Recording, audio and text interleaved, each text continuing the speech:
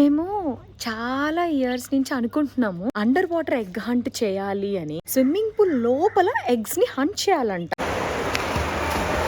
So we're heading to the Thompson Station egg hunt.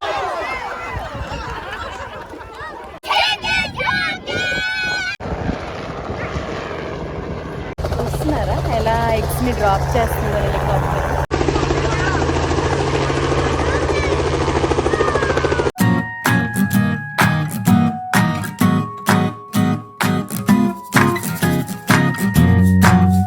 Hi అందరికి.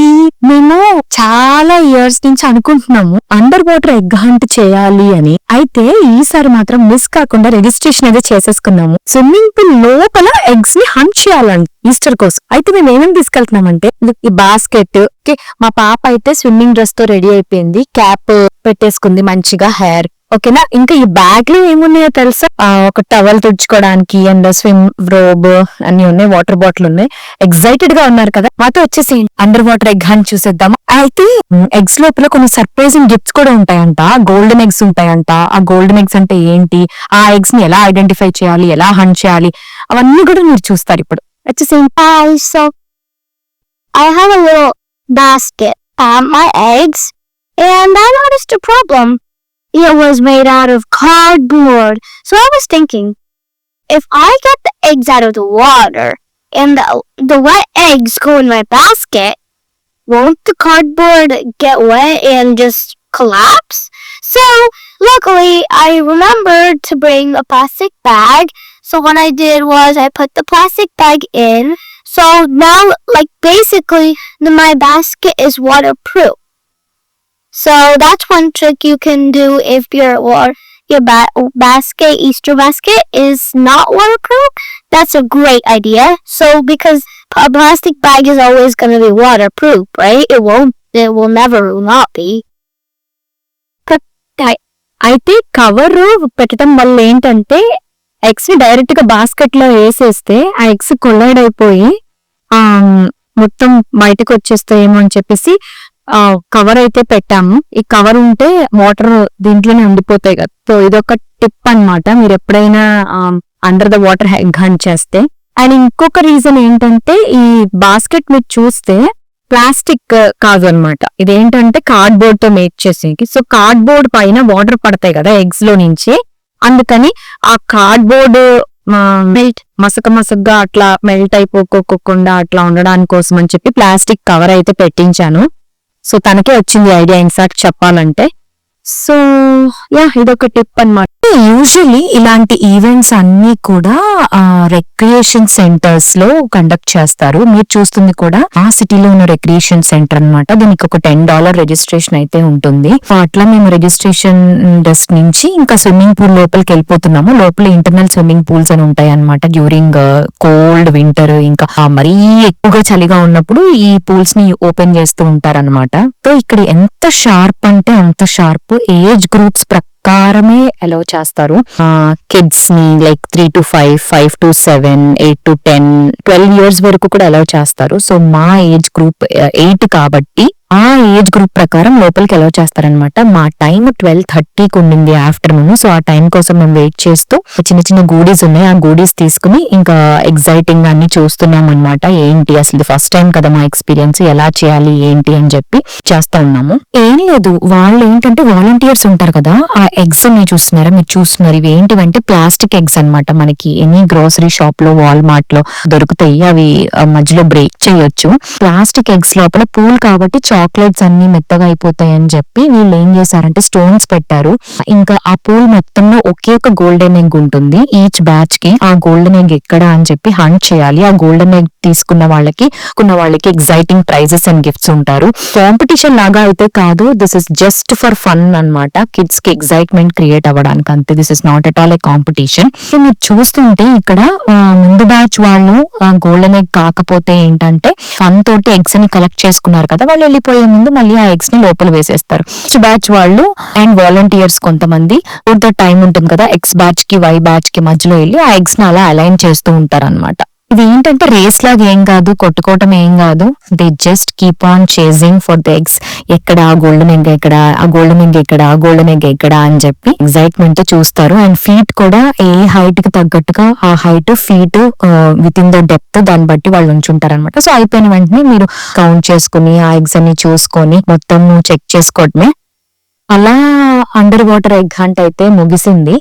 So fun అయితే ఉండింది, but మేము ఇంకా చాలా థ్రిల్లింగ్ గా ఉంటదేమో అని అనుకున్నాము. బట్ తన ఫ్రెండ్ కూడా ఒక అమ్మాయి వచ్చింది. ఇట్లా వేరే వేరే ఫ్రెండ్స్ అక్కడే పరిచయం అయి ఉన్నారు. అక్కడే ఇంకా లోపలికి తీసుకెళ్లిపోయి ఇంకా డ్రెస్ చేంజ్ చేసుకుని ఇంకా ర్యాప్ అప్ చేసుకుని మేము ఇంకా అండర్ వాటర్ ఎగ్ హంట్ అయిపోయింది కదా అని చెప్పి ఇంకా పూల్ నుంచి ఇంటికి బయలుదేరిపోయామన్నమాట. ఇంకా ఈ 2 weeks ఇలానే కండక్ట్ చేస్తూ ఉంటారనమాట. Saturdays, Sundays egg haunts. Every egg hunt is an exciting.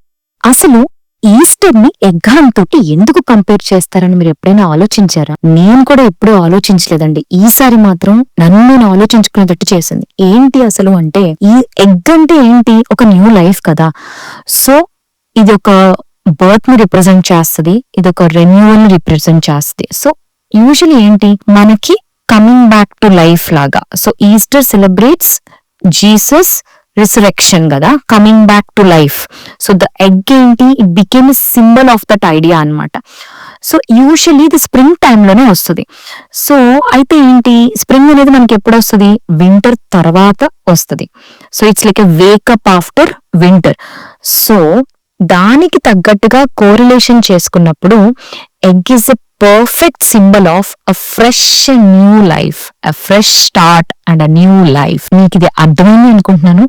Doubts ఉంటే కమెంట్ రూపంలో తెలియపరచండి. Hi, so we're heading to the Thompson Station egg hunt. I've got my little basket. Everyone, there's so much people. So మీరు ముందు క్లిప్స్లో under the water egg hunt చూసారు కదా. ఇప్పుడు ఏంటంటే భూమిపైనే ఎగ్ హంట్, రేపు ఈస్టర్ కాబట్టి. అయితే ఇక్కడ ఏంటంటే మీరు చూస్తున్నారా ఎంత పెద్ద చర్చ్. ఇక్కడ యూజువల్లీ చర్చెస్లో కండక్ట్ చేస్తారనమాట. ఎగ్జైటెడ్గా ఉంది కదా, ల్యాండ్ పైన ఎగ్ హంట్ ఎలా ఉంటుందో, మా పాప ఎన్ని ఎగ్స్ కలెక్ట్ చేస్తుందో, ఆ ఎగ్స్ లోపల ఏముంటుందో ఎగ్జైటెడ్గా చూడండి. ఇంకా నెక్స్ట్ మీరు ఆకాశం పైనుంచి కూడా ఎగ్ హంట్ చూస్తారు. Don't forget to like the video.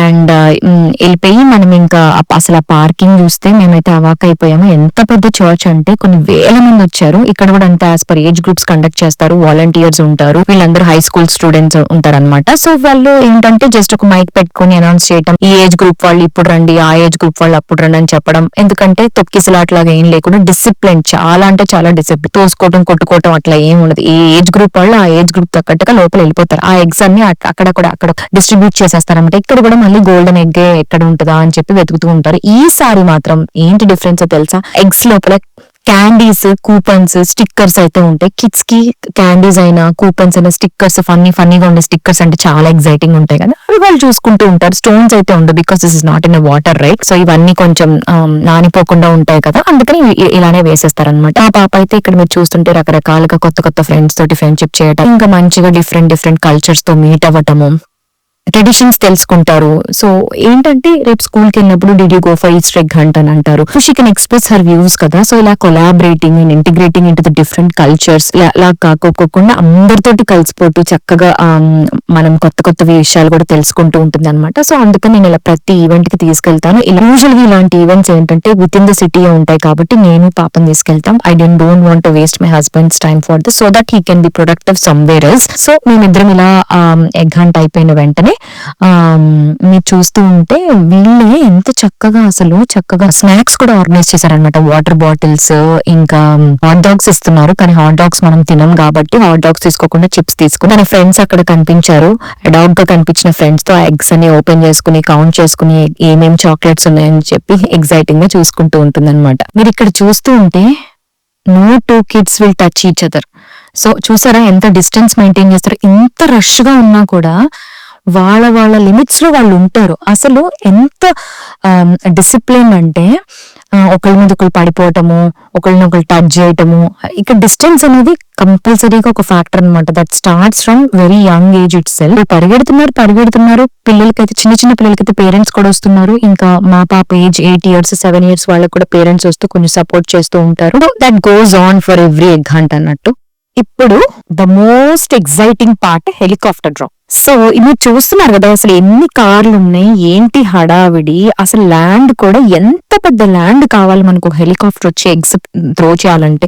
మీరు చూస్తుంటే ఎంత విస్తారణమైన ప్రదేశంలో ఎంత పెద్ద చర్చ్, మా ఇంటికి అట్లీస్ట్ ఒక 1.5 hour దూరంలో ఉందన్నమాట ఇది. అయితే అంత దూరం నేను డ్రైవ్ చేయలేక మేము ఫ్యామిలీ లాగా వెళ్ళామన్నమాట. సో చాలా ఎక్సైట్మెంట్ గా ఉంటది, హెలికాప్టర్ ఎగ్స్ పడేస్తది, ఏజెస్ ప్రకారం మళ్ళీ తీసుకుంటారు, దీనికి ట్యాగ్ కూడా కట్టించుకుంటారు. మీరు చూస్తుంటే మేము కార్ పార్క్ చేసి వెళ్తే అక్కడ ప్లే ఏరియా చూసారా, ప్లే ఏరియా కూడా ఎంత పెద్దగా ఉందంటే ఇలాంటివన్నీ హైర్ చేసుకుని కాసేపు పిల్లలు ప్లేలో ఆడుకోవచ్చు. అండ్ మీరు ఇక్కడ చూస్తే ఫుడ్ ట్రక్స్ కూడా ఉన్నాయి. ఫుడ్ ట్రక్స్ మనకి బళ్ళు అంటారు కదా మనకి ఇండియాలో, అలా ఫుడ్ ట్రక్స్ ఉన్నాయి, ప్లే ఏరియా ఉంది. అండ్ ఇక్కడ మీరు చూస్తుంటే మాకు ఆరెంజ్ ట్యాగ్ కట్టారు, సో ట్యాగ్ కూడా కట్టించుకుంటారు, ఫామ్ ఫిల్అప్ చేయించుకుంటారు. ఇక్కడ ఏం జరిగినా మాకు సంబంధం లేదని, అంత పెద్ద ప్లేస్, అసలు కొన్ని వేల కొద్ది జనాలు అయితే వచ్చున్నారు ఇక్కడ. సో హెలికాప్టర్ మంచిగా డ్రాప్ చేసేసింది, ఎగ్స్ డ్రాప్ చేసేసిన తర్వాత ఫుల్ గా అసలు ఇంత పెద్ద ప్లేస్ కాబట్టి అది ఎన్ని ఎగ్స్ డ్రాప్ చేసింది అసలు ఏంటి ఎవ్వరికి తెలియదు. కలర్ఫుల్ ఎగ్స్ అయితే డ్రాప్ చేసేస్తుంది. సో ఇంకా అయిపోయిన తర్వాత పిల్లలు వెళ్ళి అందరూ ఒకసారి 1, 2, 3 అని కౌంట్ చేస్తా ఉంటారు నెంబర్స్. వాళ్ళ చేతికి వెస్ట్ బ్యాండ్స్ పట్టి కలర్స్ పిలుస్తా ఉంటారు. వాళ్ళు వెళ్ళి ఇంకా ఎక్సైట్మెంట్ తో ఎగ్స్ కలెక్ట్ చేసుకుంటూ ఉంటారు. అయితే మీరు ఇక్కడ చూస్తుంటే అందరికీ అన్ని ఎక్కువ అయితే రాలేదు, మాకు కూడా చాలా తక్కువ వచ్చినాయి, ఎందుకంటే చాలా మంది కిడ్స్ ఉన్నారు కదా. ఎక్కువ తక్కువ కాంపిటీషన్ కాదు, ఇక్కడ కాన్సెప్టే ఆ ఫన్, ఎక్సైట్మెంట్, ఆ ఎగ్స్ ని బ్రేక్ చేసుకుని ఆ ఎగ్స్ లోపల చాక్లెట్స్ చూసుకుంటే వాళ్ళకి అదొక సరదా. మీతో కాస్త పిక్స్ తీసుకున్నారా లేదా అని చూసుకుంటారు అంతే. అయితే ఇది ఎందుకు అమెరికాలో చాలా పాపులర్ అయింది, ఇది అమెరికాలోనే కాదు నాకు తెలిసి యూరోప్ లో కూడా చాలా బాగా చేస్తారు. త్వరలో ఇండియాలో కూడా రాబోతుంది నేను అనుకుంటున్నాను. ఏంటి అంటే ఇది ఒక కమ్యూనిటీ ఈవెంట్ లాగా చేస్తారన్నమాట. అంటే అందరినీ కలిపి ఒక ప్లేస్ కి తీసుకొస్తారు కదా, ఇది ఒక రిలీజియస్ యాక్టివిటీ లాగా కాకుండా ఇది ఒక సోషల్ ఈవెంట్ లాగా, ఒక గ్యాదరింగ్ లాగా, అందరినీ కలగలుపుగా చేసుకునే ఈవెంట్ లాగా గుర్తించబడుతుంది అన్నమాట.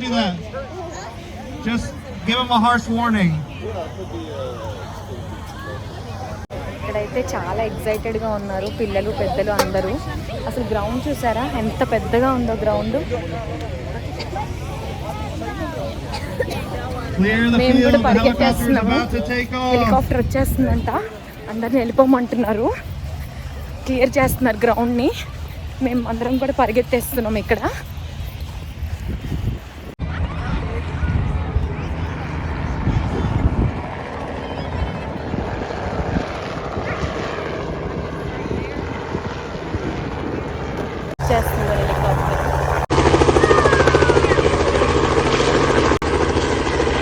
అయితే మా పాప అడిగింది ఈస్టర్ ఎగ్ హంట్ రోజు బన్నీ ఎందుకు వస్తుంది అని అడిగింది. అసలు చాలా ఇంట్రెస్టింగ్ క్వశ్చన్ అనిపించింది. కిడ్స్ భలే ఇంట్రెస్టింగ్ క్వశ్చన్స్ అడుగుతారు కదా, కొన్ని సార్లు మనల్ని మనమే ఆలోచించుకునేటట్టుగా చేస్తుంది ఆ క్వశ్చన్స్ ఎలా ఉంటాయంటే. అయితే నేను ఆలోచించాను, కొంచెం రీసెర్చ్ చేస్తే తెలిసింది, ఇప్పుడు శాంతా క్లాస్ వాళ్ళకి క్రిస్మస్ కి గిఫ్ట్స్ తెస్తాడు అని అందరూ నమ్ముతారు కదా, అలానే ఈస్టర్ బన్నీ కూడా ఎగ్స్ తీసుకొస్తుంది అని నమ్ముతారట. పూర్వం 1700s ఆ టైంలో జర్మన్ పీపుల్ ఉంటారు కదా, జర్మన్ ఇమిగ్రెంట్స్, వాళ్ళు స్టార్ట్ చేశారనమాట ఇది. ఈ బన్నీ ఎగ్స్ ని తీసుకురావడం అనే కాన్సెప్ట్ జర్మన్ ఇమిగ్రెంట్స్ లో నుంచి స్టార్ట్ అయింది. అయితే జర్మనీలో ఏంటంటే ఈస్టర్ హెయిర్ అని చెప్పి ఉండేదన్నమాట. అయితే అదొక పెద్ద లెజెండ్ అన్నమాట.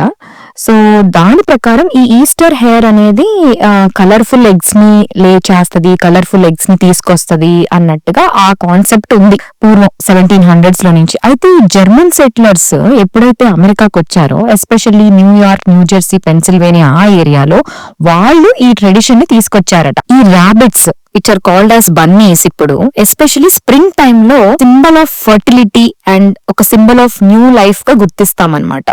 Because they have lot of babies. అందుకని ఈస్టర్ ని ఒక న్యూ బిగినింగ్స్ లాగా, రిసరెక్షన్ ఇన్ క్రిస్టియానిటీ లాగా, అండ్ ఒక సింబల్ ఆఫ్ స్ప్రింగ్ లాగా, నేచర్ వేకింగ్ అప్ కాల్ లాగా బన్నీని ఫిట్ అవుతుంది కాబట్టి బన్నీతో ఫోటోలు దిగుతారు పిల్లలు. And Monita, what is the significance of this egg drop for Easter? So basically, I'm pretty sure it's because Easter is when Jesus rises. So, like, it's, for example, they did it because you know how a chick comes out of an egg when the hen gives birth to it? It's a chick's new life. that's how it's representing a new life for these Christians.